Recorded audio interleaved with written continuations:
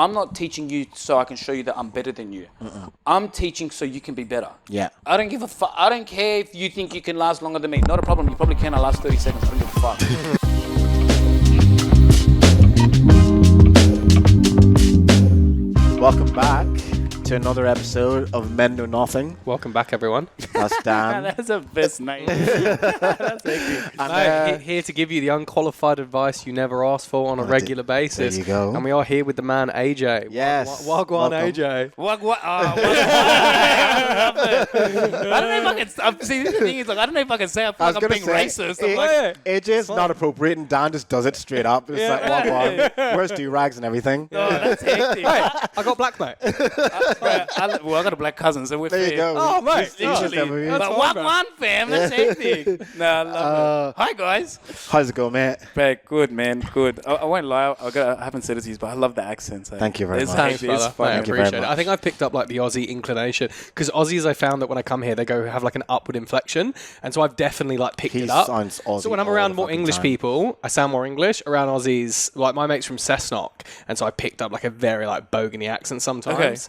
Yeah, sometimes it comes. It's through, very annoying. Like, sometimes It's very annoying. But as usual, please follow us on all our social media platforms. We've got Instagram, TikTok, Facebook, YouTube, and then you can listen to us pretty much anywhere you get your podcast now. Stream us so we can start getting some more dollars into our back pocket so we can start bringing you we need to feed Oakley. more content and better content. And yes, feed my dog because he's definitely not struggling. He needs He's eating feeding. a lot. You gotta play the dog card, like pull the heartstrings. Yeah, we need to add that. He's that into the he's got a intro. really big vet bill because Dwayne threw him against the wall. So, People don't find hurting dogs funny. That's so crazy because he just had a vet bill. Now you're gonna have a lick. I know. Just knocking at the door. But yeah, we have AJ on today, and if you haven't seen AJ's content on TikTok or social media or on YouTube, my God, you need fucking good to content. see this shit. As you guys would say, underqualified sex advice. We're the unqualified therapists. You're the unqualified sex advice. Qualified. No But idea. no, your content's unreal, mate. It's great. Just to start off, because I think I first came across you. No, I definitely came across you in TikTok, and I was just intrigued by. I think you're just the way you put the content across, and it's your personality as well. And you always watch people on. You always watch people on the shit, and you think, I wonder what they're actually like in Yeah. person. But you're literally the fucking exact same. yeah. Yo, You I just can't be fucking anything different. Anything How different. tiring that would be? Oh, 100%, bro. 100%. 100%. So that's why we thought, fuck, we should try and get him on. We'll ask.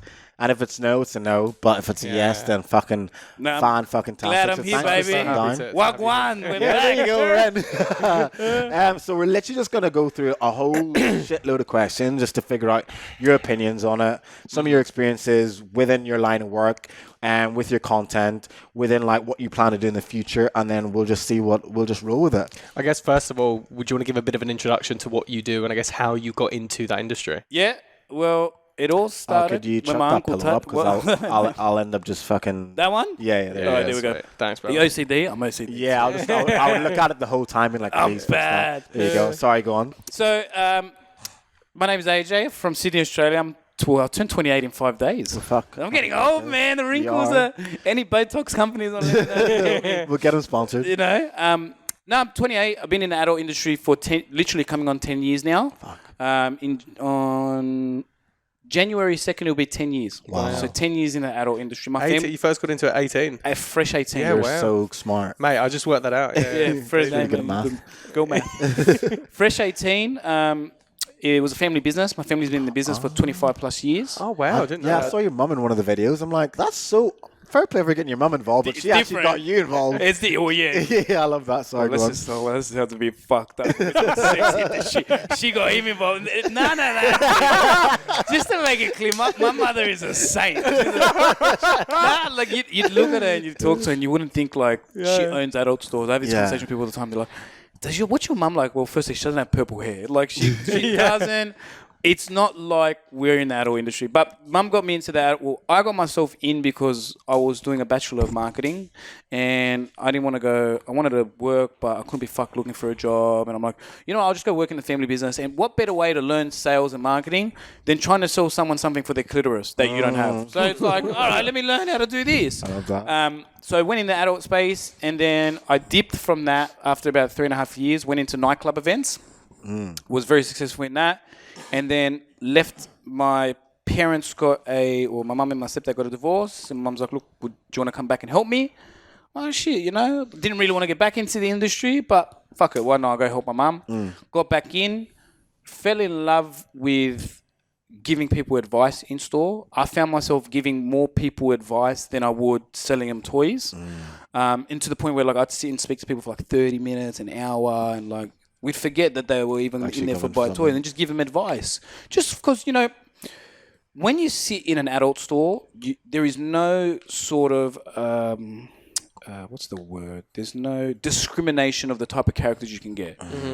All walks of life. Every single job, every religion, every skin color, every denomination, everything you can think of has walked in an adult store, and it was one of the best places that I learned how to interact with people.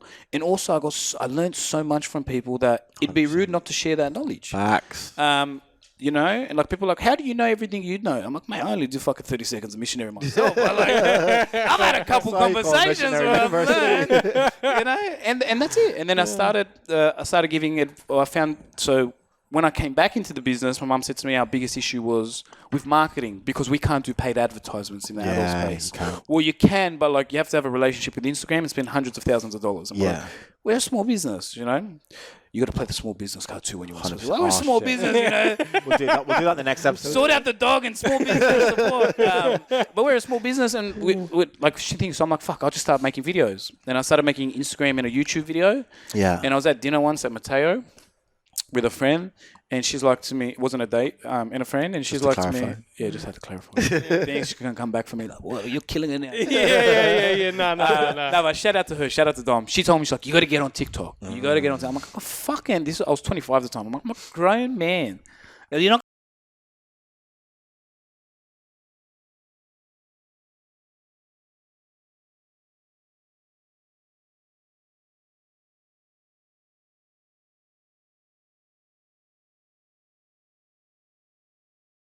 That's it. I shake left, whatever you want. Left, what do you need me to do? Bust it down, what it do, baby. And then it didn't look back. And then, I would just I give advice from, I always like to say I give advice from a relatable standpoint, Yeah. I don't give it from a place that I think I'm better than anyone. I give it in a place as if I'm my best friend's on the couch next to me and I'm telling him, do this, do that, don't do this, don't do that. I wouldn't agree with that, do like that. And I found that the way, and I've made a taboo subject. Well, I haven't. There's so many people in this space that do it as well. Even though I'm Capricorn and I'm competitive, I'm learning to be more inclusive. And I think everyone does a great job. Yeah. Maybe I'm a bit better. Maybe not. I'll leave it for the people to decide. But I think, I do it in a way that makes it relatable. It doesn't, there's no taboo behind it. And, I realized that my content was reaching all walks of life because it really hit about 7 months into when I started posting on social media, when this lovely 55-year-old Indian couple came in and they're like, we've seen your videos, and they just started buying toys. I'm like, fuck, I'm onto something here, because this is I love that. random. Just I'm like, you're fit. Firstly, you're 50. You got TikTok, because back then I wasn't educated on it. I just thought it was just a young app, and then just made me realize. And then obviously the messages that come through, like, fuck, you've helped me with this, you've helped me with that, you've helped me so much. Like random people, and just me giving sex advice or dating advice or even spiritual advice sometimes just it hits. And then I'm like, cool, if the shoe fits Cinderella, wear it. You know what I think it is, why your content does so well and why you've probably had the high engagement, is I think it's the way you talk about these taboo subjects. It's the way you make light of it and you make it funny, and your personality as well. Like, I think one of your videos, you literally started like this with your head back and your eyes rolled back, and I'm like, that is funny. And then you came in, well, if you want to have that. And then you kind of go into the advice, like, this is how you're going to make your man's eye do this. And I think you started talking about how they can, like, be better at sucking dick. And I'm like, that is actually such a good way to do it. Because one, you did, like, that look that everyone probably does whenever they do get good head. And then you begin to, like, tell it in, I think it's just storytelling. It's not like, okay, so this is the penis and then that's the shaft. You're literally like, that's fucking boring. Yeah, it's boring. Like, we already know that shit. Like, but the way you're telling the stories, I'm just like, I literally sat there and watched the whole thing. I'm like, that is actually great. And you kind of touched on this as well at the start, but when did it kind of click with you, like, to start doing and really pushing what you're doing now, the whole sex education thing, and actually you're doing the sex shop still, but then also stepping away from that and actually writing your own path kind of thing? Well, so I realized that, one, I like helping people, and I'm very energetically aligned. So I don't believe in doing something karmatically that is only one-sided. So all the advice, I believe that I give so much advice, and now I've moved more into the sex education, but I don't create products that I believe are going to not give anyone value. So if I know that, they're going to learn something and they're going to apply it, but it's also not only, okay, we say, sucking dick and giving head and learning how to fuck, but there's far more than that. In deeper, I believe I'm helping people's confidence. Because if you can, especially with men, like, I mean, this is a boys podcast, and like there's a few things that I believe, like, a man should understand. And I'm not going down the Andrew Tate route. I'm not going down the fucking macho man route. But just my experience as a man, like, there's certain aspects that if you have, like, you treat the world a lot better. If you have the confidence in the bedroom, you're not, like, sort of insecure and all that. You have that sort of confidence that you're comfortable with a woman. If you're also confident and comfortable, you're going to treat her better as well. Confidence in making money, confidence in fighting, and confidence in, being able to communicate with people. Yeah. I feel like they're the four sort of, I think that, we've been like confidence in the gym. I feel like if you have those 4 levels of confidence, you'll, be able to help. And with my sex advice, I teach you how to have better sex, but really, like, what do you get from knowing that you can please someone else? You get that confidence, for sure. You feel better about yourself that you can please your partner. 100%. Another reason, everyone, I'm not shy to speak about my family stuff, but, like, I come from 2 divorces.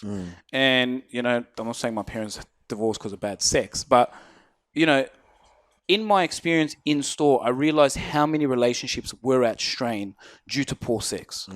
And a lot of the time, the poor sex is because you're not going to go ask your mom, you're not going to go ask your brother, you're not going to go anyone that you're really close to that you're having shitty sex, because it's embarrassing, I have friends that come to me because they know, one, I'm never going to judge them, and, like, they trust me and I'm going to help them. But so many relationships are affected by poor sex. Like, you got financial issues that have strong implications on relationships, and shitty quality sex.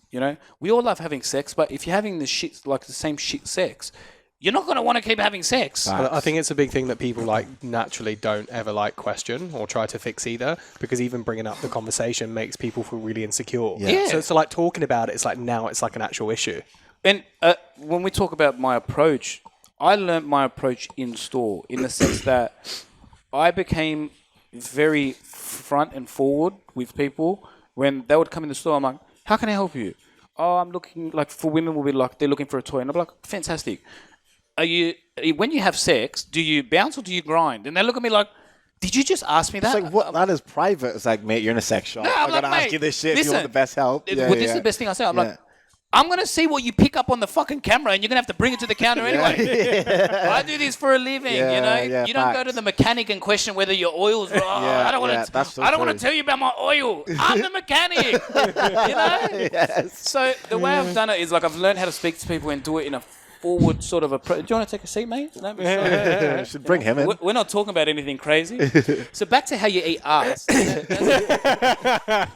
So, like, like, I do it in a way that makes people relaxed and comfortable and not scared. And I realized it came through my energy, because when I talk about it, I say it with the belief that no one's going to take it. Like, did you say that? I remember I had a I was having dinner at my psychic's house. Sounds so fucked up. Where the crystals at? I was having dinner at my psychic's house. My then psychic. She's not my psychic anymore, but and she, yeah, no. Just had to move on. Probably got a hex on me. And she's like, "Oh, I got my friend coming over who's like a 40-year-old lady," and she's like, "Look, don't bring up anything about work because like she hasn't told me anything about what that side of her life. She's very private, blah blah." Mate, in 2 fucking minutes, I had her telling me she eats her boyfriend's ass and it's a bit different, and the psychic's sitting there staring at me like, how the fuck do you do that? Yeah. Like, it's just what I do. Like it's just what I naturally do. I make people feel comfortable. I feel like some people are like that. We have a friend, they're called a yogi therapist. She's been on our podcast before, and she finds she will go to a party. It could be maybe her fiance's friends or a friend of a friend, and she's in a group of people, and she may just end up sitting beside one person, and next minute she's like, they're telling me about their childhood traumas.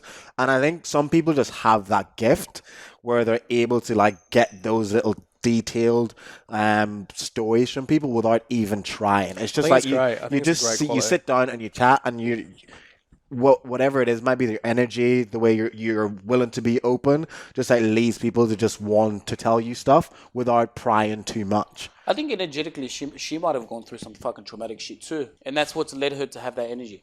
I've been I'll have a laugh about it. I'm like, oh my god, my dad left me. Your dad left you too? That's crazy. So what happened? You just have to have that. I think it's because it makes it easier, because if you've been through like a traumatic experience, you don't mind talking about it. So you make people. I think it's the point is because you make people feel better about what you would think is like a really bad experience. Yeah. And so you make people feel at ease as well. So look, it's a bad experience, but we got the benefit of sitting next to each other. Yeah, for sure, 100%. Like we've made it through right now we've literally made it through every single one of our bad days. Yeah, for sure. 100%. And if that's not like I had a friend who he was going for a divorce, and he's not really philosophical. And then he said that to me once, and we're walking out Bondi. He's like, we've made it through every single one of our bad days. We're going to make it through the next one. And, as friends do, I'm like, thanks, Mahatma Gandhi. Like, relax a little bit. Like, this can't Oprah Winfrey over here. It's just in Bondi. Let me fucking say it. He had a fucking chai latte. He was like, let's go. No, he was on one that morning. And that's what it is. We've been through every single one of our bad days. And I think because of the experience of working in adult, I'm able, my TikTok's able to make people feel comfortable. And when we talk humor, like, humor's always going to break everyone down. You look at Matt Rife, and he has people laughing he'll make an amputee joke, and he has all the amputees in the comments saying that was fucking hilarious. Because when you relate to people, and when you can make people laugh, like you're automatically gonna relate to them. And going back to what we're actually saying is like, the reason why I started also moving into the education space is, it was also a play on to help my business with the toys, because if you teach someone something, they're going to remember you forever, whether you fall out with them or not. Like, if I go teach my ex-girlfriend, if I have an ex-girlfriend, and I teach my ex-girlfriend how to make bolognese. I make my grandmother's bolognese, this is how you make it. In 20 years' time, when she's with, someone new or whatever, she's going to remember you. Well, he's going to be way uglier. Way uglier, way less funnier. I'm joking. He's being serious. People are going to fucking go on him. Like, he's talking about his recent... The other one. Like, she's always going to remember it. It's going to be 30 years' time, and she's going to start making this recipe, and she's like, oh my God, AJ told me that recipe 30 years ago. So, like, and now if you teach someone something about sex, they're going to remember you. I learned that from AJ. Yeah. Like, it's all about adding value, isn't it? Because people don't like to be sold to constantly. So the only way you actually get people in to buy or to grab your product is by actually adding value to their life to make them feel as if they can't do without it. And it is so crazy that you use that term, because my life genuinely changed, and everything around me, my business and my income and everything changed when I went from what can they give me to what can I give them, and how can I add value? The minute you decide to make the transition from how can I add value without wanting to reciprocate anything, then it starts flowing in. Life like just flows. It comes across online as well. Sure. Like, if you're watching someone make content who is selling something in the back end, if their only like goal is to get you to buy, get you to sell, like, you can tell from the content.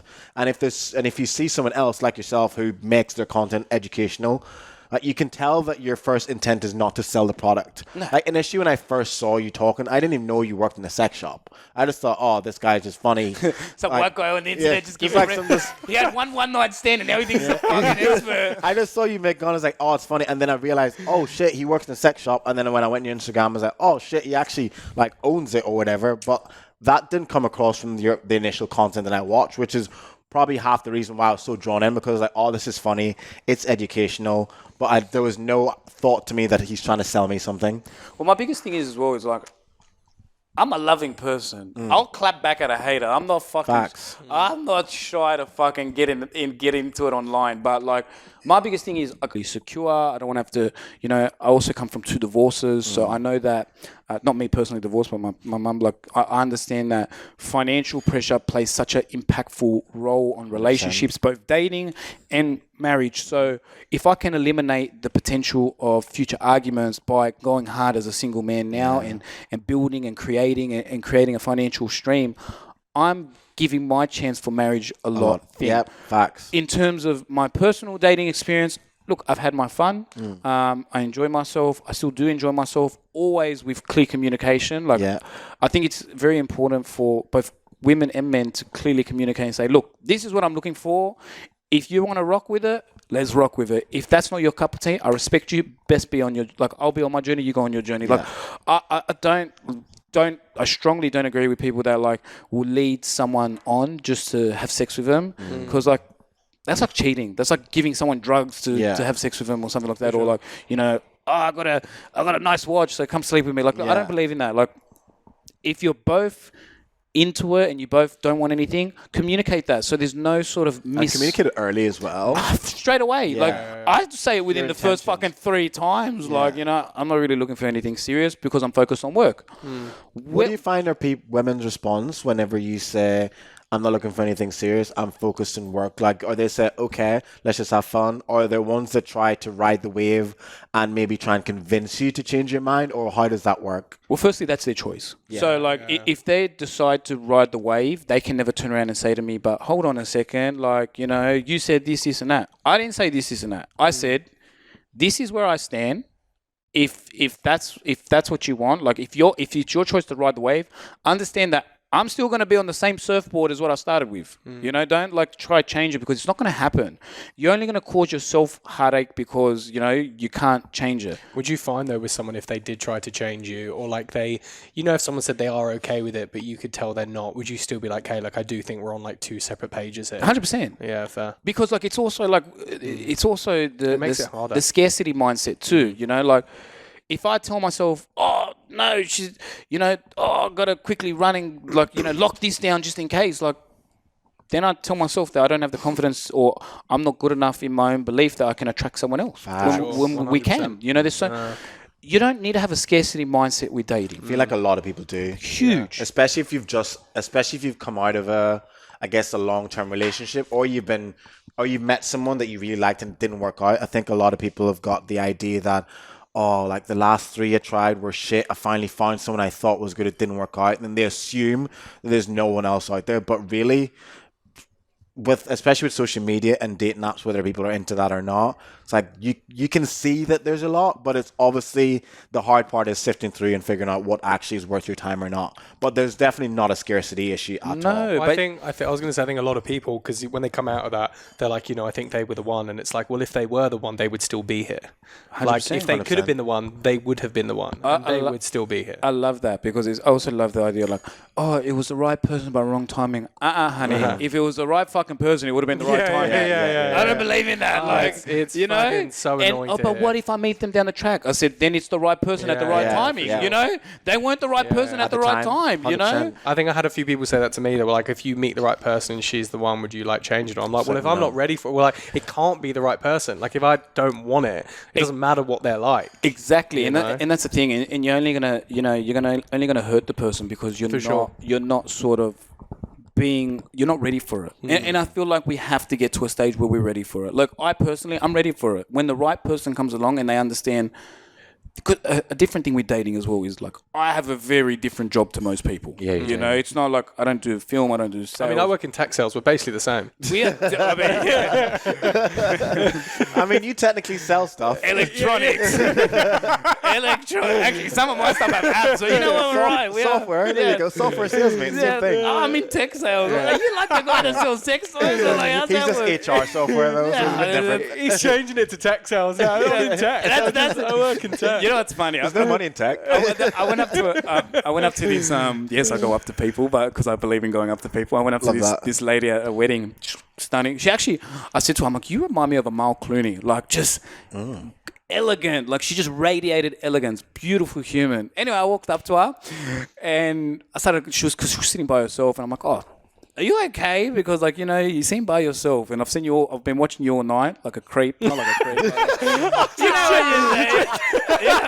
You know what I mean? Like, but I've been like, you know, I got tabs on you the whole night. She's like, I've You've seen been in this the bathroom 4 times. What's wrong with you? I saw you watching me the whole night. Check the activity log. No, but like, you know, she was by herself a lot of the time. So I'm like, I don't know, like, is she working here? And we sparked up a conversation. She ended up being the stylist for the wedding. So that's why she was walking around and stuff like that. And she's like,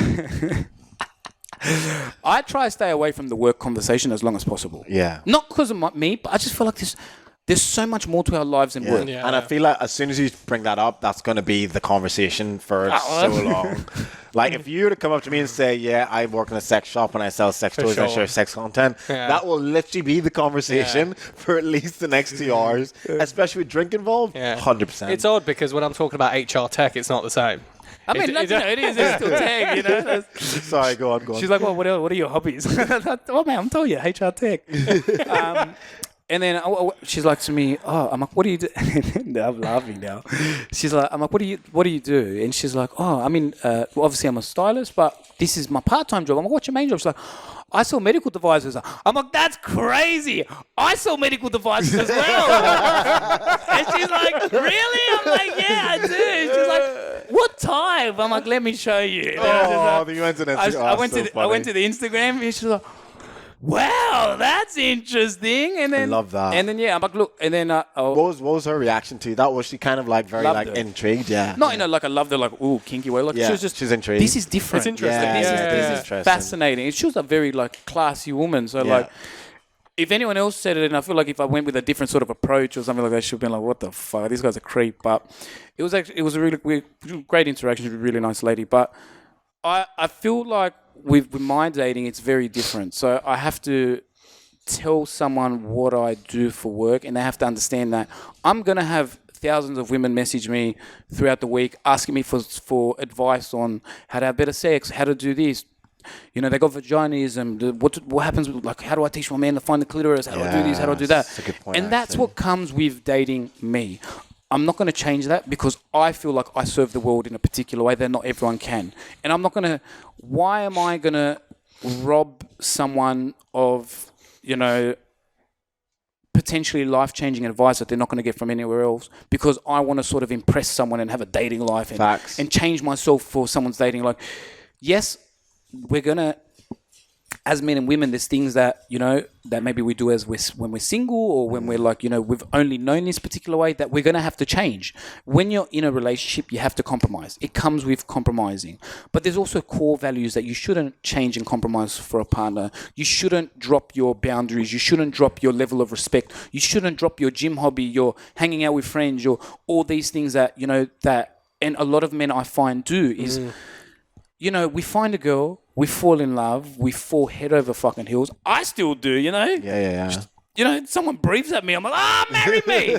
You know? But Come, woman. Yeah, exactly. We fall in love, and what happens is because we, as men, we just naturally go for what we want, we also put everything else to the side, you know? And then what happens is the same things that she fell in love with us in the first place, we put to the side to give her all the attention. And then, you know, we might be good guys, but a lot of the times the good guys fall over and they get in their own fucking way because they feel that scarcity mindset of this is everything that I wanted and I think, and I'm never going to get it again. Like, and don't get me wrong, it's good to have that attitude, but, you know, don't drop everything she fell in love with you for in the first place to chase her, because then she's gonna be like, well, why are you changing? Why you're not like you're giving me too much, you know? You're not who I thought I was going to be dating, because you've decided to stop doing everything that you were doing prior to me. That made you find her attractive. And if you find a woman who lets you do that, then you need to again have a recalibration and figure out what is going on. Because for me, because I see this in relationship all the time, when people end up dating for a long time or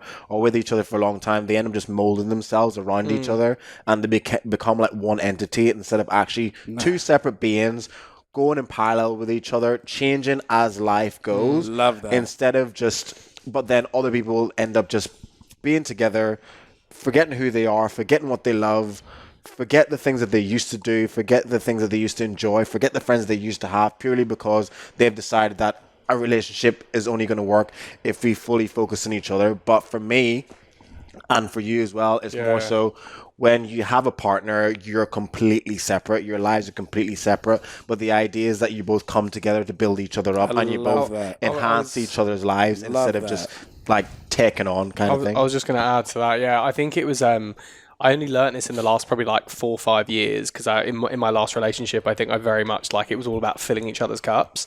How old are you, if you don't mind? I am 31. I just got to go that's still, that's still a good age to learn it. We'll learn at 26, 27. We're all growing, you know. Well, I was going to say, I think now it's become so important where it's like... I thought you were 22, sorry to cut you off. You know what I mean? You ain't got to lie. Yeah, you got to lie. We got to build each other up, you know. We're going to get that Botox sponsorship.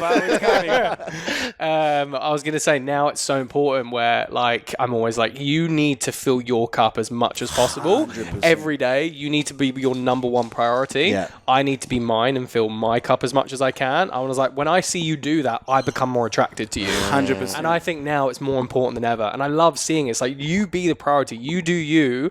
And I will always be happy with that. Yeah. And it's mad, like you see, they start to get your traits, your good traits. Like we're talking about ice baths. And my best mate and his wife, like they've just started doing ice baths together. You know, so like, yes, it's so important to live your individual lives, but it's I love when I see like couples take traits, positive traits from each other's lives, and then share it together. It's only natural as well for that to happen. If you're with someone that you're in love with, you're always going to end up getting personality traits or things that they do that you find yourself starting to do as well, and you're going to find things that you both enjoy that you want to do together. And the best thing that, you know, my belief is, and this goes for relationships, dating, and sex. And to all those fuckers, before we even get even started, I love it. To all them fuckers that say, you're not in a relationship, you can't give advice. Listen here, because it gives me the fucking shits. I don't need to be in a relationship to give advice. No. Half of you are in relationships that you fucking hate. Unhappy as fuck. And unhappy. Yes, and secondly, that fucking, you know, the multi-millionaire that takes his Ferrari to the mechanic and the little 18, 19-year-old junior mechanic who's servicing it, he knows everything about the Ferrari, but he can't afford one or drive one. Yeah, so what the fuck's the difference with me giving relationship advice? That's a very fucking sorry. We were doing this for like a year. I like that analogy. Before I got into a relationship, we were doing this for ages, like giving this kind of advice and talking about dating. So that's a very fucking fair point. Yeah. I still don't know where the clit is, so don't take my advice. But you got a TomTom though, you know, you can find your way around. Yeah, if I Google Maps it or something. Where was I? I fucking lost my mental when I was ranting. You didn't actually end up going into it. You're just like, before we get into it. What was this is a tangent off a tangent. Yeah, what was the topic? We were saying, have you got it down somewhere? We were talking about growing with each other and being one relationship. That's it. Okay. Yes. Ice baths and stuff like that. Yeah. Yeah, like I think it's okay. Yeah, you have to have your individual lives. That's the most important thing, and share it with each other and teach each other. Oh, that's where I was. And when it comes to dating and pleasure, I feel like if your idea of the relationship is not what can I get from this, but what can I give, and the other person's your partner idea is not what can I take from them, but what can I give. Yeah. And the same with sex. If it goes from how can I best please her and how can her attitude be, how can I best please him? Then you got two people who want to go above and beyond for each other, come together. The sex is going to be better and the relationship is going to be better because then you're going to do things for each other, not out of what can I get, but what can I give. When you get two givers together, it's a selfless love. Yeah. Then you're going to have your own lives and you're going to come together, you're going to share. It's not what can I get, because you're getting everything. If you focus on giving, you're always going to receive what you give. You know, so if you're both givers, she's going to go above and beyond and give you everything, and you're going to go above and beyond and give her everything, and then you're never going to be without. Yeah. I think it's the same thing talked about all the content. You're like, just give, just keep giving value, keep giving value. I'm a giver. I was going to say, what is the biggest misconception you've come across that people have when it comes to the bedroom? That we're good. And they're not, that we're good. Like, everyone thinks that. My biggest fear, not my biggest fear, but one thing that irks me the most is whenever back in the day, if I was talking to a girl and she was giving it the big one, saying how good she was, or that, as soon as she says we do that as well, man. I swear, I don't. Sold some fucking dreams. I undersell myself every time. That's what I do. Yeah, but I've met girls who will sell the dream and then it's mediocre at best, which annoys me. Yeah. So like you were saying, like the misconception, what? Like, well, I'm undersell and undergive, so like that's just me. I like your self-awareness. It's good. You do have you've got a great dog though, so they can come meet the dog for sure. Remy, mate. He intrudes. I have to close the door and he's peeking at the door. I'm like, wait, stop it. You're not going to learn anything either. Don't worry. But yeah, I think the biggest misconception is that we all go into it thinking that we have to perform. That's my biggest. Don't perform. Don't focus on performing. We're not porn stars. We're not. Don't think you're a porn star. Don't think this. Don't think that. Yes, have self-confidence. Have belief that you can think. But go into it having fun. You know why drunk sex is the best sex? Because we're not thinking about performing. We're just having fun. We're giggling. We're laughing. You pick them up. You do a little WWE slam. You have a fucking laugh about it. Like that's what it's about, and that's where the healthiest sex happens. That's where the love making happens. That's where when you're ready to have babies, the baby making happens. I had this couple come in once, and I always tell this story because it's like probably one of my proudest moments ever with what I've done in the last 10 years.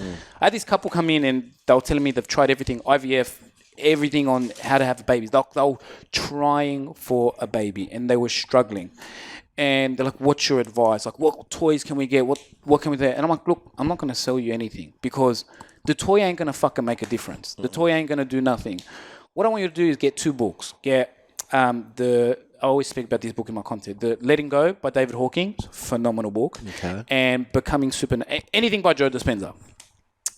And what you're going to do is you're going to stop focusing on having sex, about having babies, and you're going to go back to having just enjoying yourself. 18, 19-year-old sex where you're just having fun. It's just fun. You don't even care. Like, you're just having fun. Don't make it a chore. It's not but that's what's happened because they're blocking it. Yeah. When you want to make money, you never make money. When you want to just have fun and create and all that, all of a sudden all these things come to you. When you're really, really trying and focusing, a lot of the time we can get in our own heads and then, you think back, did I not do it enough? Or did I not do it at that angle? Did I not ejaculate at this? Did I not ejaculate? No, just focus on having fun. Create from a space of fun. And they ended up coming back actually they came on a live. I was live. Like, hey AJ, on TikTok. They're like, hey AJ, do you remember this? Do you remember us? I'm thinking, wow, look, I fucking deal with 1,000 people a week. Like, kind of. And then they told me the story. Like, we came in and you told us, get this book, that book to help us with pregnancy. I'm like, okay, yeah. And she's like, we're 6 months pregnant. You're fucking joking. That's fucking wild. Like, I'm like, shit, it actually worked. I was winging it, but it actually worked. No, I knew it was going to work. But I was like, that is fucking mad. And then they ended up having a baby and said, the baby's born. Sending me baby's born, sent me photos of the baby. I'm like, you didn't name it AJ? It's a bit selfish. What the fuck? Bro, that's it's not an Andrew Jonathan to you, but like that for me was like one of my proudest moments. Yeah. And it just always goes back to when you focus on having fun together, when you don't, the biggest misconception is you got to perform. It doesn't need to be performance. You're going to fumble. You're going to fuck up. You're not going to, you're going to maybe be in a bad mood where your dick's not going to work and you're going to be this and that. Just enjoy it and have fun and go above and beyond for each other. You know what it is as well? I think I think a lot of us when we were growing up would have watched a lot of porn. Like you've probably had to have this conversation a few times with people where they have this idea of how sex is supposed to look. Like it's meant to go on for fucking 30 minutes. You're meant to be ramming it for 30 minutes, etc., etc. And I think, especially for Shit. especially That for a lot, stresses me out, bro. Just thinking about it. especially for I a didn't lot even. of. I was pulling my dick and I wasn't even getting to the 30-minute mark. So these people are going, how do you know it's going to be 30 minutes? I was getting past the 30 seconds. I'm like, okay, cut. But like you obviously watch porn, people get this idea of what it's supposed to be like, and I think that's probably one of the issues, especially in your early 20s. Whenever you start having sex, you have this idea of how it's supposed to look, how it's supposed to be, and I think especially for men, whenever they finally do start having sex, they see porn and think, fuck, that's what I need to do to perform. And then that's why men have the fear of like not lasting long, and then they're asked your mates when you just start having sex, oh, how long do you last? 30 seconds. Oh, sorry, I thought you were asking. My bad. Well, that's the thing, like 30 seconds would have been like a fucking marathon when you first started, you know what I mean? Whereas it didn't really start, well, for me personally, it didn't really start getting better for me until I started thinking, let's stop worried about how long you're having sex and actually concentrate more on, is the woman having a good time? My man, you know what I mean? And as soon as my mindset flipped about, oh, let's not try and come, and more so on, let's try and make her have an exciting time and leave this feeling good, then at least all I know, even if it was an ego thing that she's going to tell her mates about me, that was enough for me. And then I also thought, okay, because when I was first like growing up and started having sex, I didn't even think to do oral sex, whereas whenever I thought, okay, let me try the oral sex thing for a while, because at least it'll give me an opportunity to just recalibrate, tell this guy to calm down, and then I can go back in for a second round. And as soon as the mindset changed and how I can pleasure the woman, is she having a good time, then my sex life, for me anyway, improved vastly. And I think it was more so because I knew that the girl was getting off, if that makes sense. And that's the greatest thing. And you know, I did a video a couple of weeks ago about, like, I was actually on a whiteboard, and oh yeah, I saw this. I think I think and I saw essentially this. it is like, Is this the football one?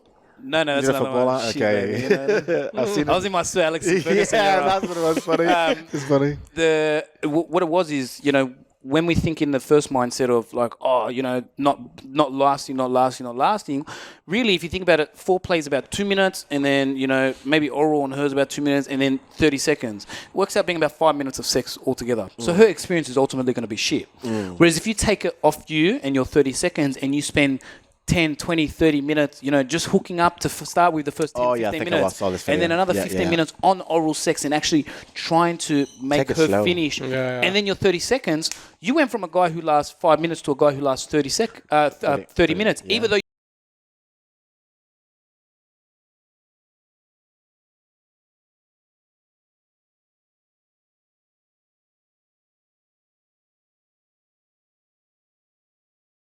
anyway, we're gonna blow anyway. We don't need too you long. know, we don't need that. We're not. When I was sleeping with someone, I don't anymore because I'm shy. But like, when I was sleeping with someone, like I actually remember the whole conversation, like the whole. I was standing in the door frame, like these hands up, like thought I was like fucking Ryan Gosling or something, and she's like, "What?" And she was in the shower. She's like, "All right, so like, we've been having sex a bit. Like, what gets you off?" I'm like, honestly, you getting off gets me off. Like knowing you, fucking it, like 100% having the yourself. best time possible. That's for me. We're simple is like creatures. The best. I'll blow in 10 seconds. You know, breathe at me. I'm ready. I'm done. Like, it doesn't matter. Quivering here while she actually breathes. I'm thumbnailing that. She gotta be quick in here, but Oh you know, my god! it wasn't, Tears but in I my wasn't eyes. always like that. Like you, as a man's journey, I had to realize that you know it was. I wasn't. I'm sure, like, you know, there's some people when we were younger and they're like, all this shit he's talking, he ain't like that, and I wasn't, because I was young, you know, and I didn't realize, and now, and you can see it in my content how much I fucking preach for female pleasure. Now I realize how important. Once you understand that if you make her the focus, all your insecurities actually like disappear. They just are gone. Your fear of not getting it up, your fear of not lasting long, your fear of even being good. If you actually just because they're thinking about themselves. If you stop thinking about you when it comes to the bedroom and think her, and same with women. If you think him instead of you, it's sex experience, because then you're not worried about what's going on down there. No, your mind's off it. Yeah, your mind's completely off, because like all you're thinking is like, I'm gonna pleasure her, and then you're not even thinking, and then that will just work itself because you're not overthinking it. And another, because I know you guys got a lot of guys that follow. Like another thing to do is just the biggest, when we're talking about the biggest misconception, I think one of the biggest things, if you want to get good at sex, it's like, if you want to be like the best sex she's ever had, communicate. 100%. Like, because let me tell you, 100%. I can, you can tell me to come to where we are. I'm not going to, obviously, I don't know if you tell your viewers where you guys are located. They just know we're in Bondi. Okay, well, exactly. No, the best thing, like, you can tell me to come to Bondi, but if I don't know the address, I just rock up to Bondi. Yeah. Oh, okay. I like. You've got good analogies here. Yeah. So, like, for example, like if I'm going down on her and all I know is to go to Bondi, I'll just go down on her. I'm not going to be able to get to the exact location unless I ask. And we get so scared to ask because we don't know what we're doing. And another thing is because we're men, we think that one size fits all. I did this with my ex, so it's going to work with her. Facts. Not always, No. because every woman's body different. is different.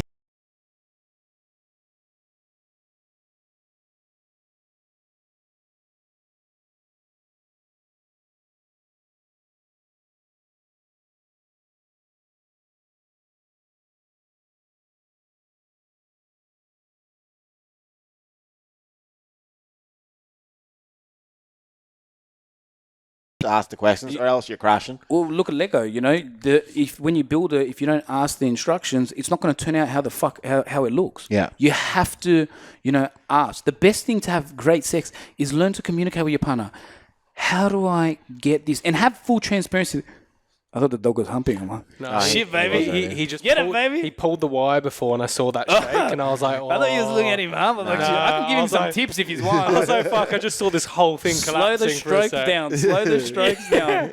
But if you don't communicate and you don't ask, you're never going to know. And it's going to get rid of all your, like, did she enjoy it or not? Because she's giving you instructions. Facts. Follow the fucking instructions. You're never going to lose. And her body is different. And ladies, don't be scared to communicate too. And if you're with a man who isn't going to reciprocate your communication, you're not with the right person. I'm sorry. He has to go do the inner work to realize that you giving him directions and instructions is just simple. It's not an attack on his masculinity or him as a man. It's just you teaching him how to get you off. I can't say to the boys, no, I'll find your place in Bondi. Like, I know. I don't fucking know. Like, I think so many women are so uncomfortable like communicating that with men because they think like their egos are going to be hurt. So they think, if I have to tell them, they probably think they're really good. If I have to say, hey, maybe do this, maybe do that. Well, then you got a far greater problem than your sex life. Yeah, because if you're 100%. struggling to communicate to him that this is going to work for me, how are you going to start discussing finances with your partner? How are you going to start discussing approaches to navigate your in-laws? How are you going to start discussing, issues when it comes to raising your kids? Facts. You have to, the greatest thing that you can do for your sex life is learn how to communicate. Yeah. If you learn how to communicate with your partner, and I'm not saying like it's for both parties. Yeah, for sure. You've both got to learn how to communicate. It's not no gender roles, no fucking male, female, asparagus. It's nothing. It's whatever, like whoever you're with, whoever you choose to be with. I'm sure you got guy on guy, girl on girl, asparagus.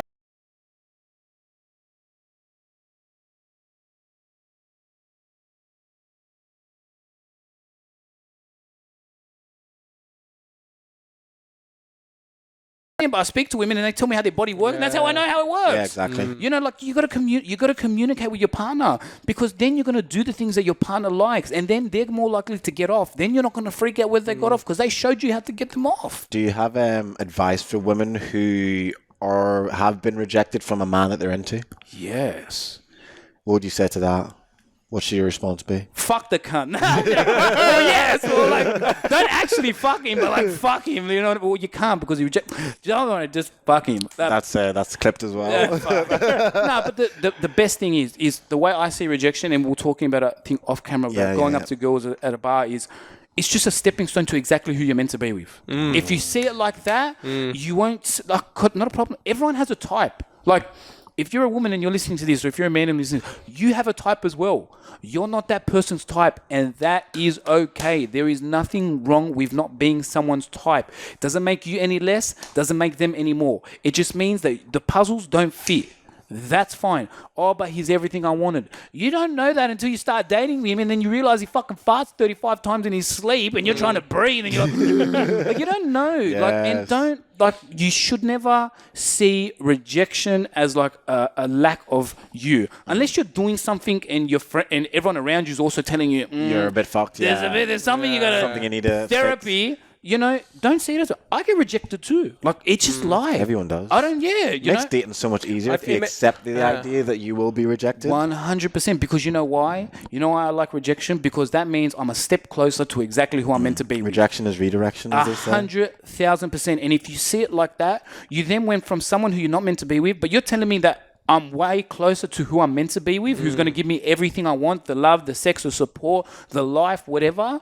Wow, that's a better way to date. And then when we go on these dating apps, you know, and we think, oh, I hate dating apps, I hate this, I hate that. We're talking about it off camera. Like, it's not like, if you go into it with that attitude, if you go into, Steve Harvey says, I love Steve Harvey. Oh, yeah, he's great. He's phenomenal. He So says good. that if you think all men are dogs, you're going to meet every last dogs. one. Facts. You're going to meet every last one of them. If you go on the dating apps and think every man just wants sex, That's honey, the ones you're going to find. they're the ones you're going to I find. tell this to people all the time. Literally, your energy will literally attract the people that you like. So, for example, if, like you said, if you think all men are shit, you're gonna meet shit men. If you think all women are bitches Gold or diggers, shit, yeah. that's where you go. Because for me anyway, I've never had the thought process that all women are shit, women are toxic. I don't think I've ever been or dated or been in any kind of like sexual relationship or proper relationship with a woman that I would consider toxic, because I've never had the thought process of women being toxic. But I know women and men who have dated women or men who have experienced toxicity because they have the ideology that men are toxic or women are toxic. But then it's like, okay, if you keep meeting these toxic people, if you keep having these really shit relationships, if these relationships aren't working out after 3 months, do you think maybe you might need to take a look inwards? For them, it's them. It's not me. It's not you yet. The last 5 that you've dated have had the same issue. There's no way all 5 of those women. Well, they might have. It's them. But surely there's a reflection here, and you need to look inwards. Surely. I was going to say, it's really good because I know like this happens where you can get like group think, where like a lot of your mates will say it, and so they say the whole dating game is shit, and then you say the whole dating game is shit, and because all your mates say it must be true. But then I've also met other people that go, the dating game is really shit, and I'm like, what's shit about it? And they're like, the apps are really shit. I'm like, okay, do you approach anyone? I don't approach anyone. When guys approach you, do you respond to them? I don't really like being spoken to in a bar. So you're not going to give yourself any opportunities to date, and yet you're complaining that there's no good people on the market. So like, what is it you're waiting for? But same people don't leave the house. I think there's either. that quote. It's like, what is it? I think you posted it recently as well. It's from Chris Williamson. It's like the work. What is it? The work you're avoiding. The magic you're looking for is in the work. He's phenomenal. Yeah, I love that Shout out quote. the UK, baby. Mate, I Yes, love that sir. quote. The magic you're looking for is in the work that you're avoiding. 100%. And I think that's just fucking pins it down like perfectly. 100%. And when we talk, like you asked as well before about how like why my content pops. I think people feel my love for women in the content. Facts. And that's why I don't have an issue with dating. Okay, I might be the problem half the time, but I realize that the reason why my content pops and why I have a 90% female audience is because I love women.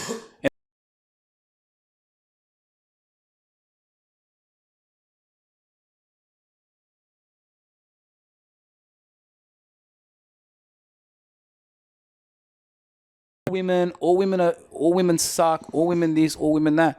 Of course they're gonna suck if that's your fucking that's your attitude. attitude, You're gonna meet all the devil ones. You're gonna meet all the ones that you know. And you're probably a dickhead as well if that's the thought process. Well, I was going to say, 100%. I think the reason, because I think most of our audience is female as well. Like, yeah, most pretty of- much. Two good looking guys. Well, man. it is. I think the reason why it is because like a lot of the stuff we say, a lot of men don't talk about this kind of stuff. So like the kind of stuff you say, I see a lot of women talking about, where it's like empowerment, female pleasure, but it's like coming from a guy's perspective. It's great to hear that. The stuff that we talk about is very similar. It's like, and we always get comments coming from women being like, we don't hear men talk about this kind of stuff. That's Well, look, why I it's so haven't known you refreshing guys to hear. for long, and I can already tell like both your energies very positive female dominant. You know Yeah. what I mean? Very like pro-female, very respectful, very all that. I wouldn't really come on a boys chat podcast where it's like, fuck women. Yeah, and if I was on it and didn't realize, I'd shut the conversation down straight away. I'd be like, brother, you know, This is not my vibe. It's not my vibe. Yeah. I've come from a single mother. Same. And that's why I'm, dude, shit, baby. There we go. We've got loads in common, mate. Thanks, Dad. Probably not watch these. I know he's not. They don't have TV at the shop that you went to 30 years ago. My dad didn't leave. He left me. But, oh, shit. The trauma's coming up. Do you want to lie down, bro? No, brother. Prop the leg up. And this is why he left me. This is why. He hated my mum and I hate women too. Like, you know. But Fucking hell. if we... Got tears. If we fucking... I cried when my dad left me too. If we had... You know, we have this respect for women, and you'll find that women notice that. And because when you have like a strong love and respect for women, the first thing that happens is they feel safe and comfortable around you, and that's the great. That's the great. 100%. One of the greatest compliments I have ever received. More than you're hot, you're sexy, you're the perfect size. One of the great. It's almost too big. Yeah, like, I didn't even like the big one. How big's big? Just to clarify. Oh my god. One of the got best. tears. One of the best compliments I ever got was like it sticks with me. She doesn't follow me anymore. I don't know why, but it sticks with me. But I was in Mykonos and I picked up a girl and she turned around and said, like, she got on my quad. We had barely been speaking. Like, it was like one of those sort of love story randoms. We've been Holiday following each romance other, but thing. we'd never chatted. And then, you know, they send you something at like 12 o'clock and then you're like, fuck, what are you doing? I'm in Mykonos. What are you doing? I'm in Mykonos. Do you want to eat? And like, yeah, all right, let's go eat. And then Love you go pick them up on a quad and you're chopped from partying all the time. It's irresponsible anyway. And she got on my quad and we're driving. And I just clipped someone too. That's the best thing. I'm on the quad. Some fucker had a helmet on it. And some fucker comes out and I clipped him. I kept driving. She's like, is he okay? I'm like, yeah, he'll be fine. It's Mykonos, relax. We're driving. Anyway, like, we had a mad night. We had a great time. Took her home, everything. Took her back home. And she said to me, she's like, when we're on the quad, she's like, I feel... Even though I just met you, like, I feel so safe with you. Love and that. I'm like, bro, That's what you want. that is the compliment of... I will take that over the perfect size any Any day. week. Like, Yeah. that is a... And if you can make someone feel like that, and again, it reflects the fact that we've been raised by women. There's also a lot of men that have been raised by single women that hate women as well. Like, Yeah. I think it's just choices. I was having this conversation on the way with my mum on the phone in the car, and I said to her, like, we were talking about my life situation and all that. I said, look, you know, I feel like men have the choice to make which way they want to be. They can either hate women like their fathers, or they can choose to love women because their fathers hated women and they made the decision not to be like that. yeah. You know, not saying that my dad hates women altogether. Just, no, he hates my mum. But like, you know, Yeah. don't try to contact me after this.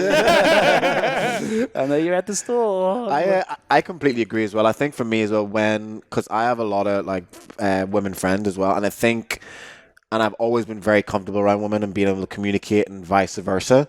And I always say this to my friends. I think the reason why that is because with my single mother, I was always around women. Yeah, that's like All me. her friends were women. When we went on holidays, if we went to New York, or if we went to the north side of Jamaica, to the west, whatever, or even in Wagwan, fam. Wagwan, bro. Oh, shit. Even when I was just always around women, and it didn't really click with me as I was growing up. It's like, oh, why do I like enjoy chatting to women, or why do I find it easier to talk to women, or why do they find it easy to open up with me? And obviously, going to therapy and figuring out, I was like, it's probably because I pretty much only had women influence around me growing up from this height up until whatever, and I find that that's actually been a blessing for me moving forward with relationships. Obviously, I've had relationships where it's not gone well. I've been shit with communication and I've been shit with showing love, and I've figured out why that was through therapy. But just my ability to communicate and understand at a level, I think it stems from the fact that I was always around women and subconsciously was probably taking in the information, the way they communicated, the way they talked and communicated with each other. And I think that's like been such a blessing for me moving forward, because I'm not sure if I didn't have that, how my life would be in terms of my relationship with women as a whole, even just on a platonic level. You know what I mean? 100%. I think exact same. Like I've not blame. I thank like my mother for the majority of the mannerisms of how I have and how I am with women, how I can conduct myself with women, how I can make random women in different countries feel comfortable and safe to open up about my husband doesn't have sex with me or my partner doesn't have sex or I don't feel wanted, and they're telling a random man on the internet. Yeah. And I think that, you know, it can be taught as well. And a lot of the time it's a choice, you know. And the thing I love is, one, that you go to therapy, that's phenomenal. And two, like, we all go through relationships where we fucked up. You know, my last relationship, I wasn't the fucking best communicator. You know, I thought like work. You know, I was young. I was barely making any money. Work. I'm building for us. And, you know, what I learned was women love quality time, you know. And when you don't do I thought that quality time was us sitting next to each other for 3 hours watching a movie, with the phone, you know, like. So what is the quality of the actual time, though? You know what I mean? You texting someone else? Or you know, I'm next to you. You're texting. You should only be texting me. I'm not like that, just to make it very clear. But then I realized, like, taking that loss of a relationship and understanding it. Now in my next relationship or whatever relationship I enter, I understand that I can give her an hour and a half, phone on D&D, just pure thing, and that's going to far outweigh, or in doing an activity, and that's going to far outweigh 6-7 hours of just mindless hanging out, and then she's going to have her needs met. But in order for me to understand that and give that gift to the next person, I had to, unfortunately, be, whether it be a curse or whether it be, not a curse, it wasn't a curse, but the negative traits that I used to have. We have to learn as men, and I feel like a lot of the time in relationships, you know, when we go through breakups, we look at it, that person fucking did this and did that, and they were a shit person, but what did you contribute? Yeah. Where could you have done better? And I think when I left my last relationship, I didn't look at like, blah, blah, blah, they did this and that. I looked at, where can I get better so the next person doesn't have to experience That's literally what I did as well. Not that they experienced a bad, like a super bad thing, but how can I make their experience way more pleasant and also save myself the arguments, the fighting, the this, the that, and just in case it's someone that I now love and I don't want to fumble the bag again, you know? My ex from 2 years ago, literally when I ended it with her, she told me to go to therapy, and I didn't take it as an offense. I took it as maybe I should. You know what I mean? Because I've been in situations before where I was dating girls and I wasn't able to fully commit to them, and she was one of those. We were together for about 18 months, but there was just one part of me that just couldn't fully give. And whenever she said that, I was kind of like, oh shit, I must be fucked. But also, there's a truth there, and I probably should go to therapy. Yeah. And I didn't go to therapy straight away. I thought, okay, let me get some books. Let me start reading books, listen to podcasts, and try to figure out what I can figure out without going to therapy. And then through the reading, listening, I start to realize this is actually helping me. It's helping me to see a lot more to myself than before. And then that's when I thought, well, if these books can help me and these podcasts can help me where it's not even specific to me, surely going to speak to a professional about it is going to be so beneficial, and it has been, I think. You can ask my current girlfriend. I had something very similar. I went to speak to a therapist as well, because I found that like my last two relationships, the first one I had was like 5 years, and then the second one was like Big whack for the boys, baby. Yeah. Fuck, man. Yeah, it was like 16 to like 20. That doesn't even fucking count. That doesn't count. Yeah. That doesn't count. I would say for sure. No, I would say like looking back now, we're gonna it's be very, like, together young, forever. dumb, and, No, like, you're not. Yeah. But like the second one I had, it was weird because both the first one and the second one gave me the same feedback of why it didn't work, and I was like, fuck. I was like, that's daunting. That it's But props to you for fucking acting. Props to the both of you. I was like, exactly. it was daunting to hear the exact same thing, because I was like, now I'm the common denominator. So I was like, now I have to do something about it. And the problem is I feel like a lot of men, we don't look at us as the common. They're all fucked. They're all fucked. No, we're fucked. We're fucked. You know, you got to look at inward. Like, you know, inward. Like, and you have to accept to be a white belt. Just be fucking. Bro, you got to be a loser. Yeah. Like, accept that you're a loser. Like, I did a post the other day about my online business, because I've been in retail this whole time and running clubs and physical businesses and online. I'm like, I looked at the numbers and I did okay. I had a good year, but I'm like, I could have done way better. But you have to accept start that you're going to start somewhere. You know, when I first started YouTube, I had to accept I start somewhere, and you got to be grateful for your little nuggets and your little journey for wins sure. and your little bumps and notch on it. But that's what's exciting. That's what, you know, don't think that you got to be, when you first have sex, you don't got to be a fucking porn star, you know? You're not going to be a porn star. Win on either. one moan. You get one little, I think first as well, moan. I think as well if you go into it. I think as well if you go into it where it'd be like, it would be unreasonable for me not to suck until a certain extent. Then you take away the pressure. Yeah. But like, it would be unrealistic for me to not be shit at this. So I may as well know I'm going to be shit. Relationships and just as go well, into it. Yeah, you know? 100%. you can be shit, but doesn't Prepare mean you're to a be shitty person. No, It no, just of means course. if you understand that you're going to fuck up, Yeah. it just means that you have to accept that your feedback loop needs to be a little bit more tightened up in the sense that, okay, I fucked up. How quick can I rectify it? Yes. Yeah. And that's I think this is big. This is the difference between people who like apologize and people who actually do the work. Because you get people who just say sorry and sorry and sorry, and it does come to a point where it's like it has no value anymore. Like the stuff you're saying doesn't mean anything. Where it's like you have to have like actions follow it, otherwise there's no point. Now I know you like my analogies, but like if you walk past a lion and it roars at you every fucking time, you're like, shut up, loser. But if if you know it doesn't roar, and then every couple times you cop a fucking roar, you're gonna shit yourself. Yeah. If you say sorry every single fucking time, it's gonna mean fuck all. Mm-hmm. But when you actually fuck up and you genuinely mean the sorry, it's gonna mean gonna mean something. something. You know, Yeah, it's for not sure. gonna become muted. But also the actions that they're then portraying post the apology, or they're showing the change as well. You know what I mean? 6 months, not 4 weeks. 6 months. I used to do this. I used to have conversations with my ex where we'd go round in these like loops where it'd be like, oh, I'm sorry, I'll work on all this stuff. And You're then, the like, best bloke for like 3 days. Yeah. Oh, mate, even less. Fucking a second.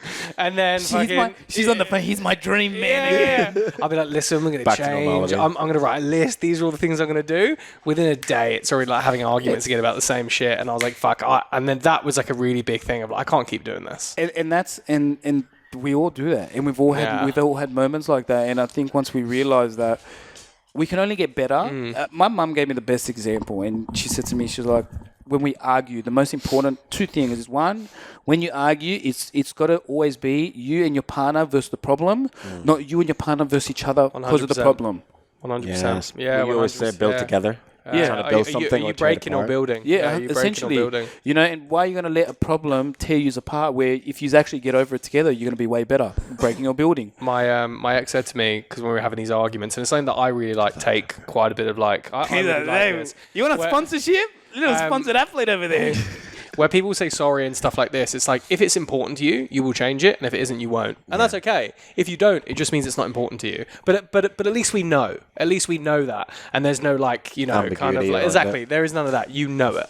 So Well, you can say you're sorry, or you can show you're sorry and follow up with a saying of that you're sorry. Yes. Then you make the Yeah. decision. You know, yeah, like, for sure. it's ultimately what you decide. Like you're gonna change, or you're gonna be the same fucking person. Like words don't mean shit. And what my mum would tell me is, when we argue, what's the first thing we say to each other? Sorry, because we want each other to shut the fuck up. We don't want to be mad. We want to go back to cuddly, sexy, fucking make up sex, have fun, exactly. blah blah. But the most important thing to do is like 3-4 days later is like sit down with each other when you're both calm, you're both relaxed, and be have like, a cool, conversation. let's clean out the wound. The band-aids are sorry, but the wound's not healed. Sit down later, clean the wound out, and then apply, okay, I actually am sorry. Then you're not going to face the fucking problems again. Love that. Or they're going to come up, but then you're going to be like, your feedback loop is like, oh, fuck, I'm being a cunt. Let me pull back. Let me go up and apologize. And she's going to realize that, hold on, normally it'd take him fucking 3-4 hours to realize that he's being a cunt. Now he's done it in 2 hours. We're getting We're winning. somewhere. Then we're getting to like 30 minutes. We're getting something like, now it's a quick sorry. I know he means sorry because he's actually doing the work to change himself. Because it used to be 4 or 5 hours of him denying it, and then he's like, "I fucked up. I'm sorry." And we're human nature. We're gonna fuck up. We're gonna sit there and we're gonna scream and we're gonna yell and we're gonna do this and we're gonna do the things we shouldn't do. And we just gotta apologize, you know. And if someone, both men and women, if someone's not reciprocating and not actually acknowledging why you're hurt, where you're this, then that person's not the right person for you. And that's okay. But you have to make the decision that you're either going to accept it and tolerate it, or you're going to move on. And I remember when my mum got divorced the second time, she came to me like 2 years before the divorce, and she's like, look, you know, I'm thinking of leaving your stepdad, blah, blah, blah. I'm like, look, stay for the kids. obviously I was 22 at the time. I didn't really have much understanding. 24 came 2 years later. I was still immature, but like I had a little bit more understanding of life. And I said, you know what, Mum? I would rather you leave and be 100% happy and 100% of a woman than be in a relationship where you're 70% happy and 70% of a woman. Yeah. So you can't even be 100% of a mother because you're 70% of a woman. So how are you going to be 100% of a mother? I love that. You know, you got to fill your own cup in order to fill others. And like how you say, you know, you got to come together and share. Yeah. If you fill your own cup and you're so focused on filling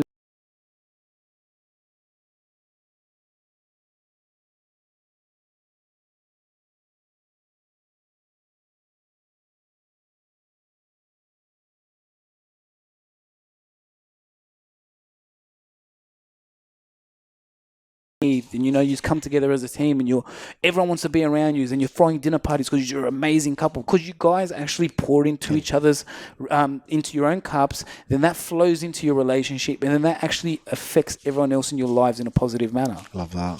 So I've got some quick fire questions. Hey, we can go. Like, by the way, I have no time limit, so like, that's all right. We can go 2 hours. You can break it into 2 segments. I'm easy. I've got some quick fire questions here. I love a quickie. 30 seconds, baby. Sex toys in the bedroom, yes or no? Yes. Mate, and like, okay, not even because I sell them. But what I realized is they just make you so much 100%. fucking better. Like, you know, and I can't do things that a machine can do. I'm a grown, comfortably. Your tongue can't go that fast. I mean, I'm a comfortably masculine man, and I know that. Like, I'm not going to build a house with my bare hands. I'm going to go to fucking Bunnings and get a Makita. Yeah, true. You know, I can build it with my bare hands, like they did fucking the pyramids, but. Fuck that. I'll just get a Makita and it's going to do what I can do in fucking 30 seconds. I love the analogies. In 2 seconds. You know, like, it doesn't make you any less. I actually feel more relaxed and more comfortable knowing I got the toy there. I feel like it 100%. I feel like it takes pressure off you a little bit. I'm going to clip that for a fucking missionary. Like, you know, like I feel more comfortable because I know that if Willy Bear doesn't work and he doesn't last that long, shit, we got fucking, 30 minutes in the vibrator. We got to make this. We got to get this shit popping. Yeah. You know, so like it just makes it, as long as they're comfortable with the toy as well. Like everything that you do in the bedroom has to be communicated, comfortable, and consensual. Favorite sex toy? Whatever she likes. And favorite sex toy for men? The tongue. Any, like, you just get anything that vibrates. You put it on the fucking testes or put it underneath the chin when you're giving oral and it's going to go zzz and make her mouth go zzz. Game over. But if you're a 30-second man, don't do that. Just stick to using it on her. Wait, is there a favourite toy that you've had like a female like? Oh, look, if you're going to get a toy like that suits everybody, get a Wii Vibe Chorus. A who? A Wii Vibe Chorus. Wait, Chorus. Can we do a quick Google here? Yeah, I'll show you what it is. It's like shaped as a U. Oh, is this the same as the love sense? Love ends? Love ends are mad. They're app controlled. So I know. If you got a pretty little ting back into I've got that. You know, I've got that. She's in North Bondi. No. He's not cheating. It's an analogy. This is like an example. What nationality is she? She's Scottish. Oh, my stepdad's Scottish. There you go. So if she goes back to Glasgow and you can do it from across as long as it connects to Wi-Fi. Bro, it's mad. Yeah, as long as you can connect it while she's in Glasgow. Bro, it's mad. She'll be in the fucking looking at castles and shit, and you're like, zzz, how quick do you deliver? In time for Christmas? Don't worry, I got you, man. He's actually got some in the boot outside. Did you know? I remember I got... Opens up the trench coat. Just dildos everywhere. Did you ever watch Recess? He's got a little tap and go thing. Yeah. Just tap, pops out. I'll never forget, I got pulled over when I was younger, when I was like 18, 19, and I had a whole bunch of sex toys boxes in the bag, and I was hanging with friends who are a little bit naughty, and the cars got searched, and he's like, "Is there anything in your car I should know about?" Yeah, bro, I got a Glock. What the fuck do you think? 18, like, I don't know. I don't have a Glock. I got 25 dildos in the boot. I'm a fucking, I'm strapped, baby, but they're strap-ons, not fucking straps. Like, I think I got sex toys in the bag. He's like, okay, mate, you don't need to be a fucking smart ass. I'm like, go open a box. He opens it like, oh, wow, you weren't lying. He's like, oh, where do these go? Do you stick this in you? I'm like, no, take one home for the wife and see where it goes. Like, what? You ask me stupid questions, But yeah, it's fucking. So I had that. The Love Ends one, I wish I had it. Yeah. The Love Ends one you can control from anywhere, but the We Vibe one is shaped like a U. And so it's shaped like that. The top bit goes on the clitoris, the bottom bit goes on the inside here and pushes up on her G spot, and you go in underneath. Oh. And it comes with a remote. And it's also got a spine in it, so you can actually manipulate it to whatever thing you want. So you can actually. I'm gonna write this down. I'll send you the link. Fuck. Pull the testes down, and in fact, what we'll do is for the up until the end of the year, we'll give you guys a little 15% off discount code for your viewers. You know what I mean? So I'll chuck that in for everything, for the master classes, everything. So we'll do that, and then clip it on the testes. And so when she's giving you oral, when you're sitting on it, you can also have it on your testes, and it'll be bad. What the fuck? But you can also have it inside and everything. Oh, yeah, off tab. Next one. Watching porn when you're in a relationship, is that okay? No. Why the fuck you want to watch? No offense, if you like, what, like, why do you find the need to watch porn? Like, stop pulling your dick and start sleeping with your partner. You know. What about watching porn together? Make it. Some people like Make it and watch each other. I just don't like. I wasn't sure your answer was gonna be for that one because it's like I feel like that is a 50-50 with a lot of people. Whether what because It's not some people my cup of tea. I don't even watch porn now. Like, I'm single. Like, I don't even watch porn. Dan's just like fair. It is like I don't want to watch fuck other people fuck. I want to fuck. Favorite sex position? Oh, missionary. Oh yeah, true. Actually, missionary and all right, these are missionary, and then what you got to do is when they're on their belly, you get a pillow. Oh yeah. And you put it. So they're on their belly. You put the pillow. It's gonna prop them up, and then you get their like leg, and you move it out to the right, like a right angle, like that. And then what you can do, you have the hand on the back of the neck, or one hand on the hand. I'm shy, but this is. He knows what he's doing. I love how you say this shit, and then you're like, I'm shy. This is from what I've heard. and then you can either pull the hair, have the. He did a survey himself. Literally, hold their hands behind the back. Okay. All in the masterclass. They're fucking fantastic. Oh, threesomes, yes or no?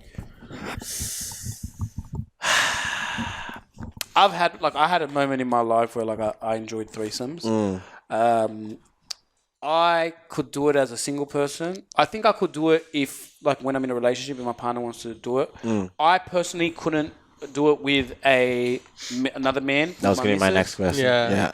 But I understand that in order for sex, you have to have a healthy compromise. So I would say to her, look, I'm not happy to have another person, another male involved. Yeah. But we can get a dildo and use a dildo to sort of be him, if that makes sense. Okay. You ain't getting the real deal. Thing. And because I know you got a strong female audience. If your man wants to have a threesome, but you don't want another bitch in the bedroom, which is fair enough. Yeah. You can go get a fleshlight or a pocket pussy and use that as if it is essentially, I also think as well, if in my opinion, when it comes to threesomes, I think if you are in a relationship with your man or a girl and you want to have a threesome, I think if you're willing to have a woman in the situation, you should also be open to having a man in the situation. So no threesomes at all. All right. Okay. I just look. I think it's for me. It's the testosterone thing and it's just too much. It's just not my cup of tea. And if she wants that, I'm gonna I have to accept that that's her fantasy and stuff. It's not what I agree with, but I'm happy to compromise. That's the thing. We shouldn't shut off people's fantasies and desires. And a lot of the time, as men, we get so comfortable with what we like that we don't even give a fuck about what they like anymore. And that's the reason she doesn't want to have sex with you because she doesn't want to have sex with you because she's been nagging you to do all the things that you said you're gonna do, but also. The sex has gotten so fucking boring because we're so easygoing. We don't give a fuck. We don't put no effort in. Yeah. Get more fucking active in your sex life by actually switching it up. Now, sex in public, then? Oh, fucking oath. It depends. I find that my interests always relate to what her sort of interests are. Love that. Whatever she feels comfortable with, I'm gonna try. You come across quite chilled. So you're like, if you like it, let's give it a go. And if we don't like it, we don't like it. We move on. That's the thing. Obviously, there's some things that I'm not into. Yeah. And, I'm hoping that they're the same things she's not into. Yeah. What do you mean you want to cut ourselves with a knife and bleed on each other while we're getting it on? What the fuck? Hey, if that's what you like, baby, I'm not here to shame. And look, everyone's got different kinks. And like I say, I do not kink shame at all. There's some things that you're going to like that I'm not going to like. As long as everything that people are into is consensual and doesn't involve kids, or animals. I don't give a do whatever you want. Yeah. Just, like, you know, you want to shit on each other. You want to shit on each other. That's your thing. It ain't mine to, you know. I think just to finish off, could you give us? That's disgusting. See these men, they just always want to get you out of you quickly. Sort of fit it to you and boot you. No. I got this sent in. We want your top 3 tips for women in the bedroom. And then after that, we want top 3 tips for men in the bedroom. Well, the first combined tip is, like we said, communicate. Yeah. Mm-hmm. No point doing all the tips and your partner doesn't like it because you don't know what your partner likes because you haven't communicated. You know, learn to communicate. Talk to the person. Ask them what they like. For men, I'll do men first. 1, you don't realize, make some fucking noise. Yeah. You're not gonna have to. You don't have to be this massive fucking do this, do that. Blah, blah, blah. Just moan a little bit and she'll get turned on because sometimes guys go mute and she wants to fucking know whether like you're doing enjoying it. Yeah, or not. Make some That's fucking good noise. advice, actually. Moan. Talk some shit. Find out whether she likes being a good girl or a dirty little slut.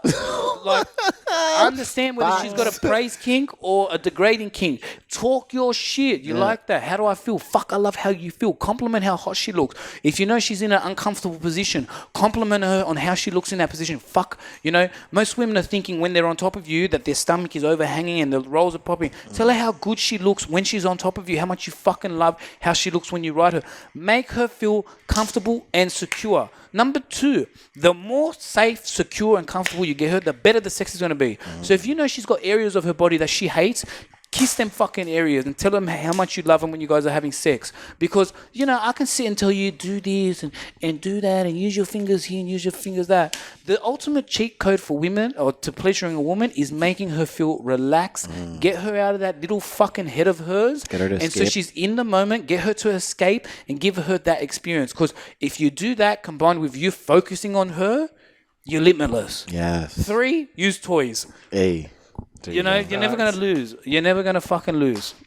For women, just breathe. You fucking never going to lose. Breathe. It was so easy. Just If you just breathe. exist, Just exist. Just be happy to be Funny there. because that's actually kind of facts. Just happy to. I'm just happy to be here at this point. And don't take things to offense. Like, for example, like a lot of women will, if he struggles to get an erection, she'll take it to offense.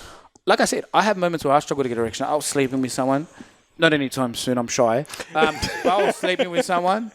I'm going to say recently because this podcast was filmed back in 2010. So recently, but I was sleeping with someone and like I couldn't get it's not that I couldn't get up. I ended up getting up, but he was taking a little bit longer than normal. And the first thing I said to her, I said, like, firstly, don't stress. It ain't you, it's me. Like I'm stressed. I got work. I got a million things. And then later on, like when we cuddled and we talked, like I explained to her that, you know, it's not her, and like I don't want her to think it's her because if I didn't find her attractive, we wouldn't be naked cuddling right now. Like it's so simple. But in that moment as well, when you struggle to get up, don't freak out and be like, oh, this doesn't happen. I don't know why it's happening. Because you're just going to fucking cock block yourself even more. Thanks. Go back to just pleasuring her. Kiss her body. Talk to her. Talk your shit. You know, get her off. Focus on her again. And what will happen is you'll start to get so fucking turned on because you see the response that she's giving you. That wheelie bear just goes pop up again and you're back in action, you know? Because you're taking the focus again, on, like we've said, on your insecurities and you're focusing on her pleasure. And then all of a sudden, your insecurities disappear. And then what happens? Everyone's having a great time. We're back, baby. Yes, back in sir. action. So with women, like, don't overthink it, you know? Also, do, like, you know, you could just find out what he likes. Ask him, talk to him. Again, everything's about communication. People want what do I do with my tongue? What do I do with this? What do I do that? You can always get a masterclass, or you can do, but Get the masterclass. You know, but it's all about. We think that there's these fucking complex answers to, you know, complex problems. Because sex can be a complex problem. It's not. It's simple. Do the simple shit. The shit that, like, the Captain Obvious shit that we think that is so not obvious that we overlook. Yeah. Oh, you sure that if I communicate to him what I'm into, that, like, yes, you don't need him to fucking have the roadmap to Narnia. Just tell him what you like. Make sure that he reciprocates and you're with a partner that's willing to do what you like. And if you're not, get rid of him and go on these fucking dating apps because there's plenty of men. You can go look at Raj in your DMs who's telling you you're beautiful 45 fucking times a day.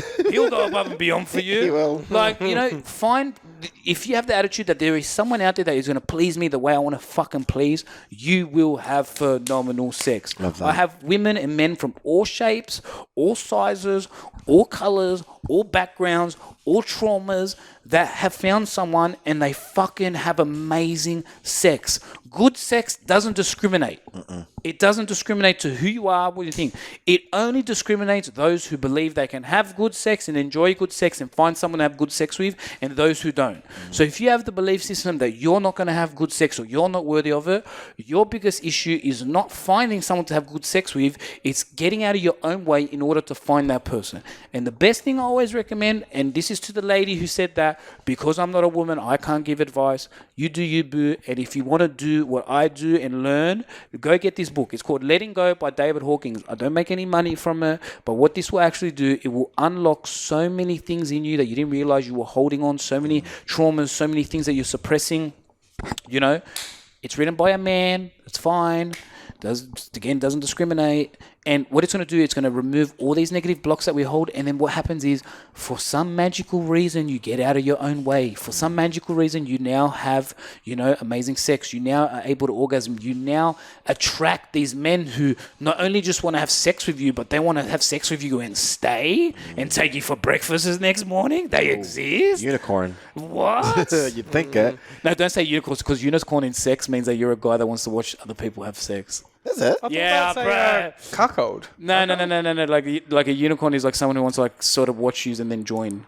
I was fucking. I used to always say to my staff. So it's cockle then. That's just they just watch the whole time. Yeah, they just watch. They just watch, but they don't join. Because I used to say I'm a unicorn. They're like, you don't want to be a unicorn. Okay. Shit. Well, there you go. Why didn't anyone tell me this before I went on 30 podcasts? Saying I'm a fucking now I know I've been getting these weird DMs. This fucking makes sense. Like, would you like to join me and my husband? No. The fuck? That's weird ass. It's not my cup of tea.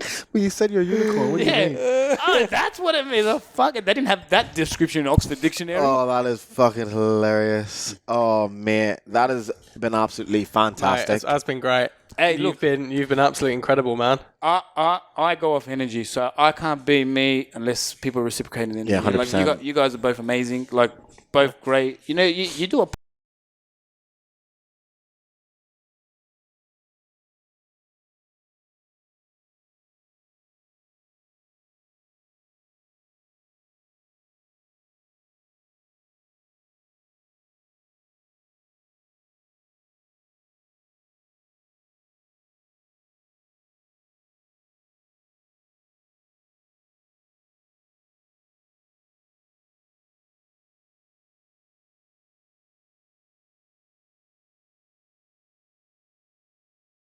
only think so far and we can only conversate so far, and we could talk about this stuff just in ourselves, but having you on who have been doing this for 10 years, both of us in tech sales, you know what I mean? Both of you in tech sales.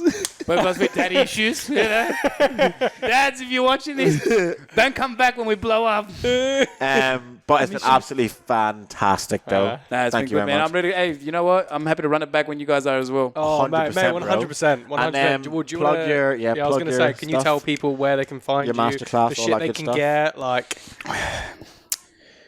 First, I want you to find my dad. Nah, I'm joking. So you can find me on Instagram, AJ Papadatos. You can find my business at Missionary to Madam. On TikTok, I'm AJ Missionary Paps because I only do missionary. And pretty much, if you go there, all my other stuff's there too. And if you want to get better in the bedroom, I do have masterclasses at a very affordable rate that will give you tips on a lifetime on how to make yourself not only just his lover, but the best lover he's ever had. Well, that's like a fucking infomercial. I like that line. Ooh. I like that. Did you just make that line up yourself? Or No, I had it for a while. Okay, I was playing around with stuff, and I think I heard someone else say, "I'm like, ooh, I'm taking that." That's one now. It's like go from the lover to the best lover is ever had. And everyone's like, "I want to be there." You mean I'm better than the ex? And just one line to finish. Got this from a very, very smart man, very intelligent, thought-moving, thought-provoking, and he said on Instagram the other day, "If you sit in his face, he'll be unable to look at other women." Link me his Instagram. I'm gonna say what a fucking Bro, genius. when I swear, when you did that, I fucking was laughing out loud. I'm like, it's so true. It is. You obviously can't see because I'm trying to Honestly, I was in hysterics, but yeah, I thought we'd end on that. I had another great. What was you said something on your Instagram ages ago. What was it about eating arse? You were like, God split arse cheeks in half. That's how you. What is it? What is it you said? I don't say God because the real God people go crazy. They already struggle with the idea that my name's Missionary. Like, I've been trying to buy the URL. I'm like missionary.com. I'm like, it's a fucking church. The fuck? Some random missionary in fucking... Ass was cut in ass so it can be eaten. Yeah. You know? I like that. You know? I fucking love that. I love that. Oh, perfect. Mate, Thank you very much. It would be that on your gravestone, bro. It would just say that. Well, I'm gonna have a joint grave with my wife, and it's gonna be tongue in ass is the reason why this relationship lasts and why we're buried together. That... Shit, mate. You think that was just his face in our ass? All my hinge matches just unmatched me. It's a really realistic statue they've done there for this couple. If my future father-in-law is like, this is a gimmick, that is disgusting. I don't believe anything they say. It's feral. That's disgusting. It's all for marketing. He's in tech. He's just in tech. He's just in tech. It's all marketing. It's all marketing. Maybe you can disappear like my dad. All right. Thank you very much, pleasure, TJ. man. Thank you very much. That was unreal. Thank you so much. Peace, everyone. Love.